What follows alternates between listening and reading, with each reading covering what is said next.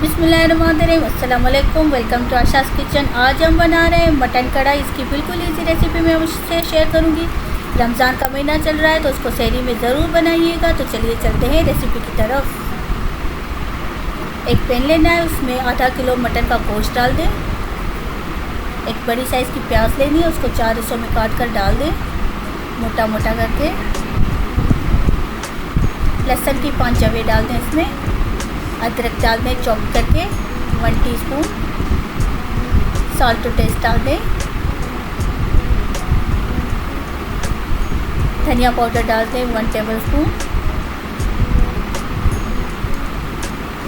अब इसमें पानी डाल दें, 2 गिलास के करीब इसमें पानी डाल दें और इसको लो फ्लेम पर पकने के लिए छोड़ दें। पहले इसको हाई फ्लेम पर रखकर उबाल आने दें, फिर इसको लो फ्लेम पर रखना है।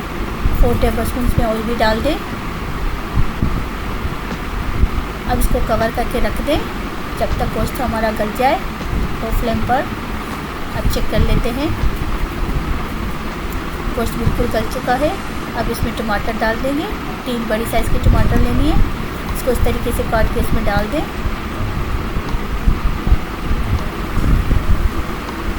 हरी मिर्चें डाल दें, 2 हरी मिर्चें इसमें काट के डाल दें। अब इसको कवर कर दें ताकि टमाटर भी इसमें गल जाए।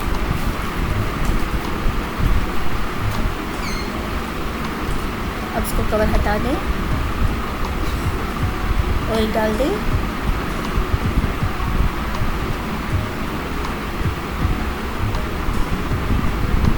मटन की अच्छे तरीके से भुनाई करनी है। फ्लेम को थोड़ा हाई कर लें ताकि जो पानी रह गया है वो उसका ड्राई हो जाए।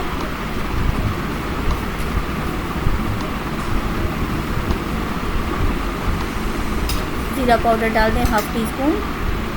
छोटी इलायची 4 डाल दें। 1/4 टीस्पून इसमें कुटी लाल मिर्च, काली मिर्च डाल दें 1/4 टीस्पून।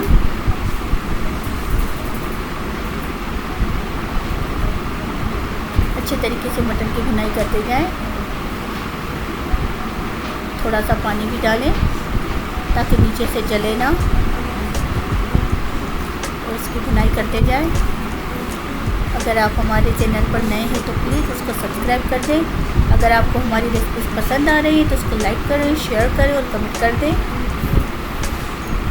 मटन की जितनी अच्छी भुनाई होगी उसका टेस्ट भी उतना ही अच्छा होगा। अच्छे तरीके से इसकी भुनाई करते जाएं।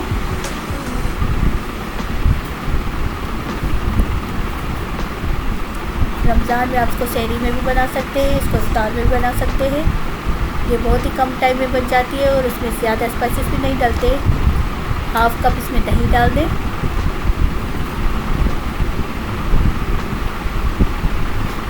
और ये मिनटों में तैयार हो जाती है।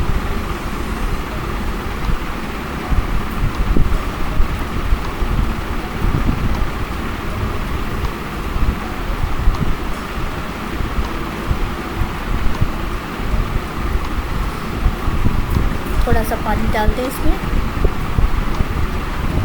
अब इसको कवर कर दें 10 मिनट के लिए लो फ्लेम पर।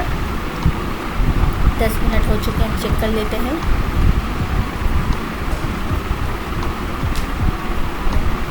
सालन ने ऑयल छोड़ दिया है। काली मिर्च पाउडर डाल दें 1/4 टीस्पून।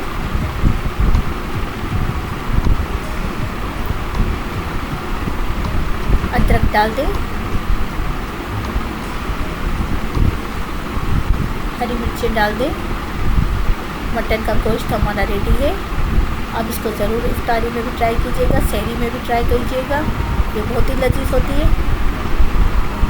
गर्मा गर्म चपाती के साथ आप इसको सर्व कर सकते हैं।